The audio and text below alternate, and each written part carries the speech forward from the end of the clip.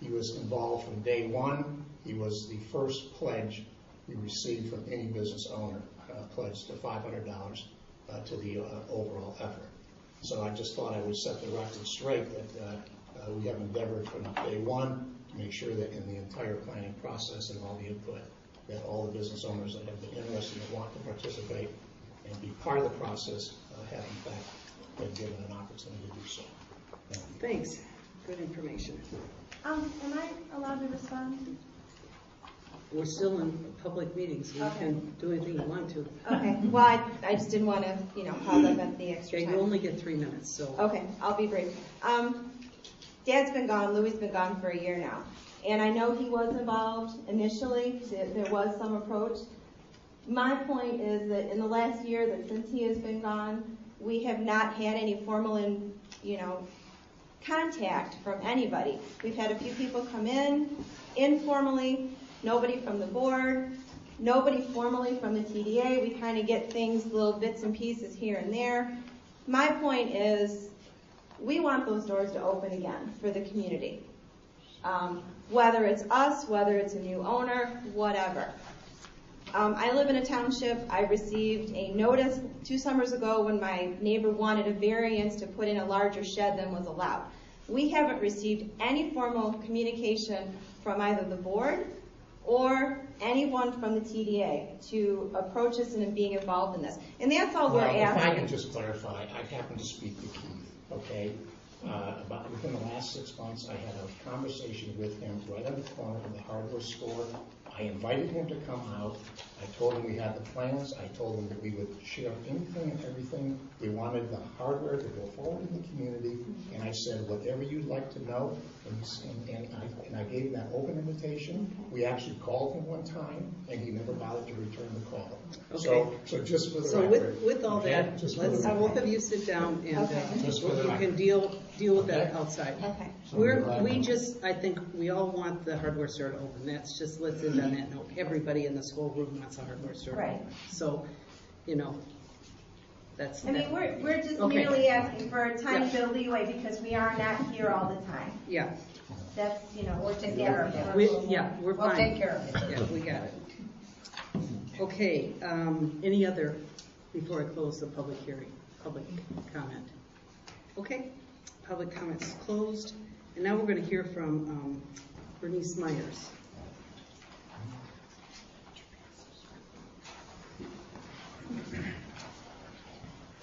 For those of you that don't know me, I'm Bernie Myers. I'm the Executive Director for Sheboygan County United Way. How many in this room do not know what 211 is? Oh, good. No, there's one. There's one? I have no clue. Okay, 211 is a 24-hour, 7-day-a-week, 365 days a year, toll-free number that you can call and get information on human service needs. We raised the money to get it here. We finally have 211 in Sheboygan County. Now it needs to be used, and we need help sustaining it financially. In the handout that is coming around is a 211 per capita statistics. This is how much each township would owe if we billed each township. We haven't done this. What we're trying to do is get a pledge from each township to help us come up with this funds. We have to raise $3,922.80 every year in order to keep this going. So far we have pledges from Burt, pledges and donations from Burt Township, Forest Township, Inverness Township, Mentor Township, and the city of Sheboygan, all of which have at least done their per capita. And the per capita the cost is 15 cents per capita, which is very reasonable. The next county over Emmett County, Char M's cost for their 211 is 44 cents per capita. You can see how this is a lot better. We go through the Midland Call Center. They have trained operators that answer the call. They have all our information from around here. It's taken a year to get everything rounded up financially and all the information down to them so that they can give accurate responses when people call. Right now, we have $713 in the budget. With the pledges that we have and with the 713, we will have $2,404 come next June when we have to pay this. So we're going to all the townships asking for help. We're not asking for a donation right now. We're asking for a pledge that you will help us support this every year, at least by, well, I'm not even going to say at least by the per capita amount, whatever you want to give as a township. Does the, are you finished? I want to just ask Yeah. a question.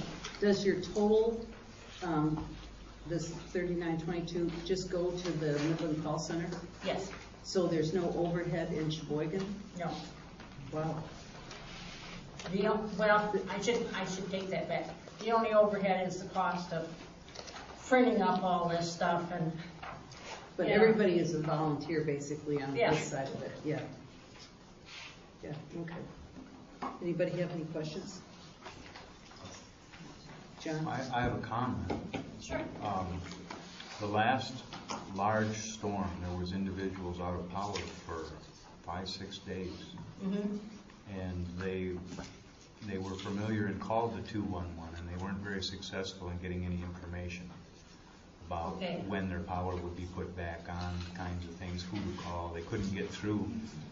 Like the Presqu'île membership is 33,000 accounts, and they can only handle so many phone calls at once. They couldn't handle the amount of calls that were coming in. So the spillage of people that couldn't get through, they were calling 211, and they weren't getting answers there either. So there's Okay. some system improvements needed there. Okay, we have to know those things so that we can get on the Midland Call Center. If we don't know them, Right. we assume everything's going along just fine, but. Yeah, when the calls came in, they didn't know how to handle the calls because they hadn't had information from the power company or didn't know what areas they were working in. They didn't know what to tell the residents that was calling. Okay, but this was about utilities, right? Correct. Yeah, but that's the first one, basic human needs is utility assistance. These utilities, yeah. But that was a storm. Mhm. It wasn't an individual that couldn't pay his bill. It was Yeah. it was a lot of calls. Mhm. That's the only comment I have. No, that's fine, and I'm glad we know that. Now we can address it. Mhm. If we don't know it, we can't address it, you know. Rachel or Kathy? Dennis? I'm familiar with it. MTA gave a lot of money to Yeah, get us they started. did, to get us started, so we don't want that So to be I'm in vain Yeah, because if we right. don't come up with the, Yeah. So is your 3,900. long-term plan for the townships then to absorb the cost for this some of it, yearly? I mean, that's what you're hoping to do yearly to, like, it'd be a yearly township? Grant would be a them. yearly, yeah. Yeah, we don't give donations, we would give grant. Grant, Grant, yeah. yeah. It'd have to be a grant or a contract. Yeah, I think a grant's easier, I mean, it makes more It sense. is. Yeah. Okay, great. Do you want to take motion on this one? I don't need an answer from this right now. Yeah, I know, but we got it on the agenda, we might as well talk about it. We'll take care of it. Yeah.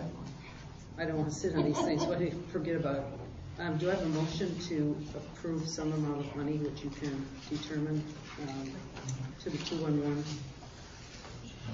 You actually collect some money.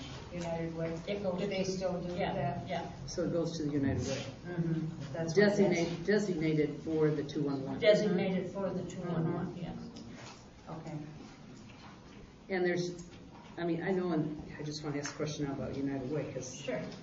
I know United Way, if they get more than what they have given to this organization, they keep that money? Is that the No. case here? No, Okay. it stays in the 211 Okay. fund. Okay, So it's a good. dedicated fund? Because I know dedicated even fund. a dedicated fund, Yeah. they'll take over with the money. Not So- our United Okay, Way. I'm just wanting to check. I've been in United Ways that have done a little bit different, so. Yeah. You know, once they get the budgeted amount that they've allocated to you, then they'll take the rest of the money. I No. wouldn't give to that. No. And I wouldn't think that would be the right thing to do. Okay, great. Is there a motion to give to this? I'll make a motion for the per capita amount of $196.80. Is there a second? Yes. All in favor? Aye. Aye. Thank you so much. Rachel will send you a check. Thank you so much. Thank you. Okay, I'm going to just ask for a motion to approve the minutes from August 5th as presented. So moved. Support? I will second that. All in favor? Aye. Okay, now I want to move to our blight topic of the evening. The way we're going to handle the blight discussion is to have Tim talk to us about, well, whatever. What is blight? What are other townships doing? You know, what the costs are, and just whatever he can tell us. I put together a handout. It's a handout that I've used, I think, once before.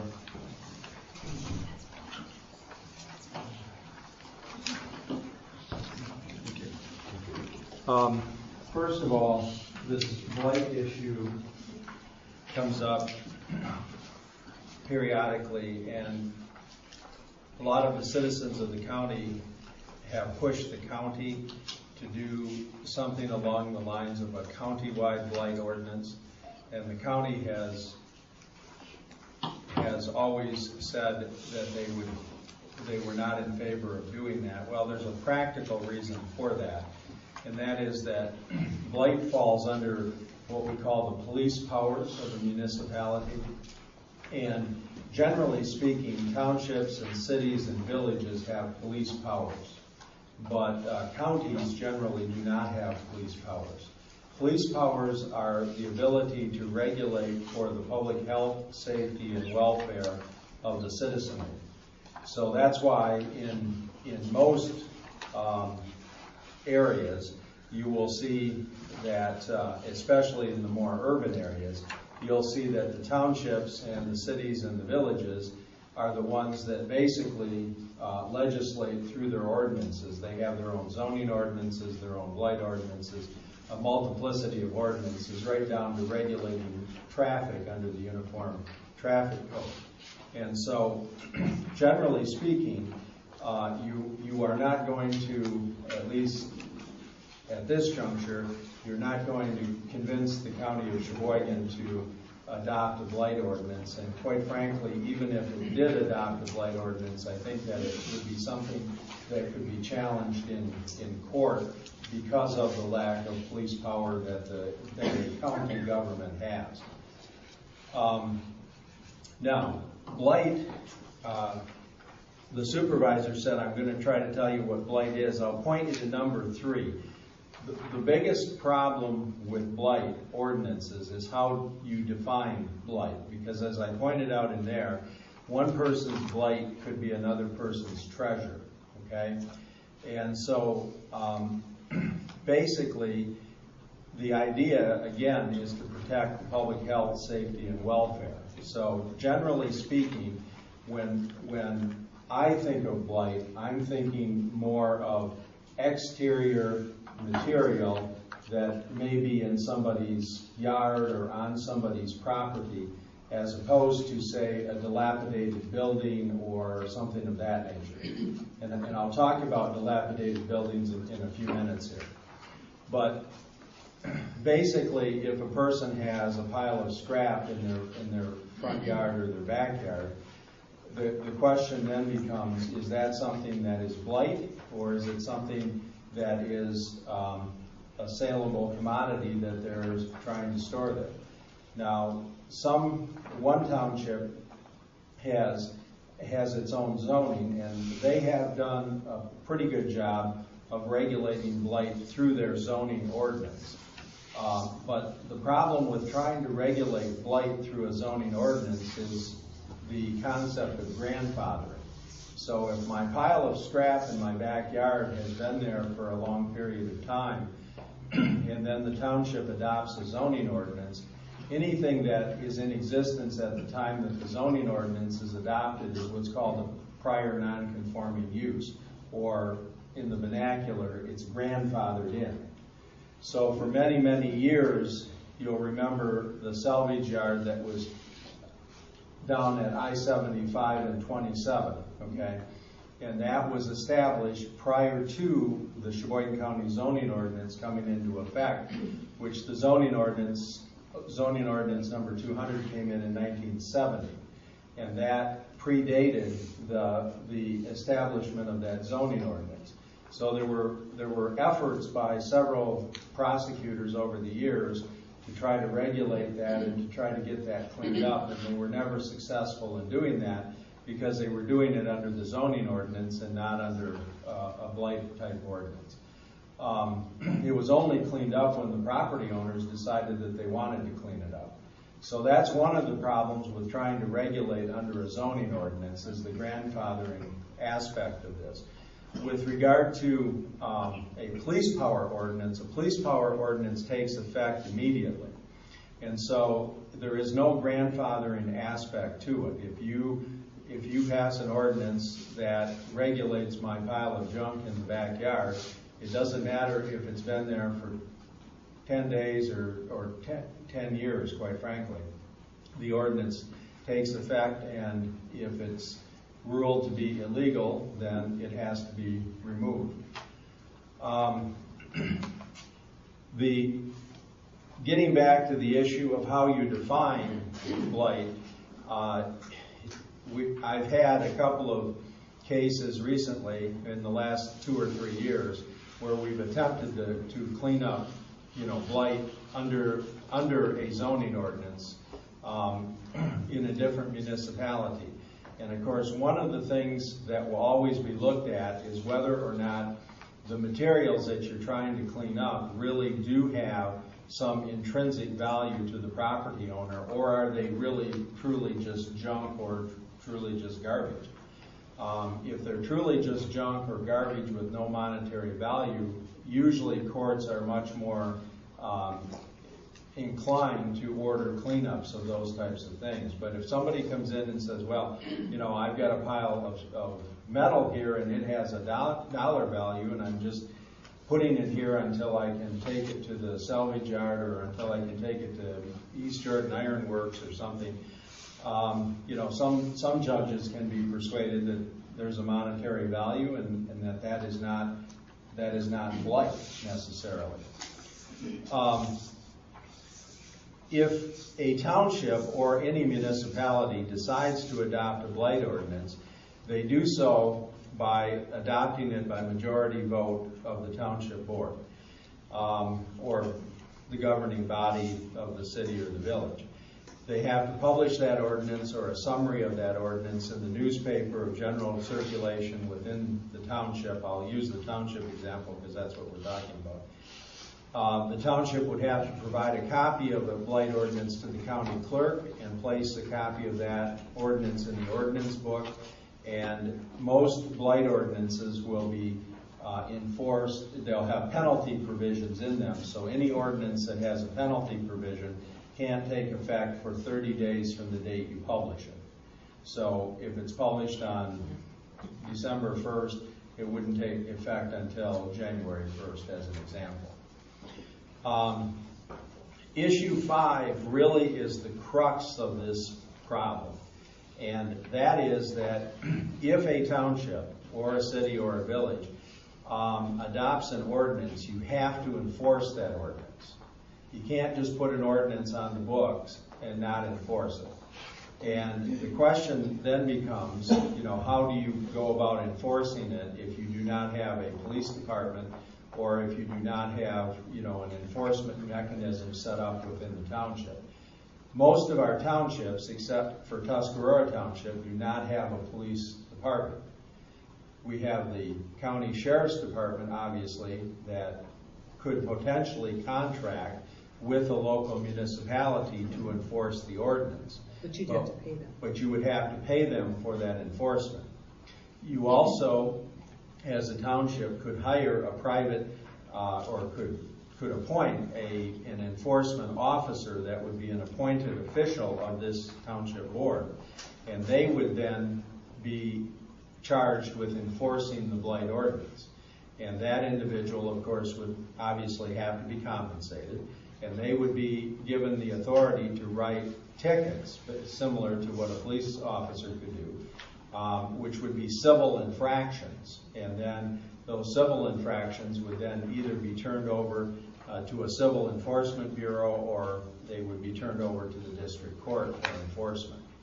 So you generally do not want to try to write a blight ordinance that makes the possession or not getting rid of your blight a criminal matter, because if you punish the behavior through a misdemeanor process, you end up potentially being required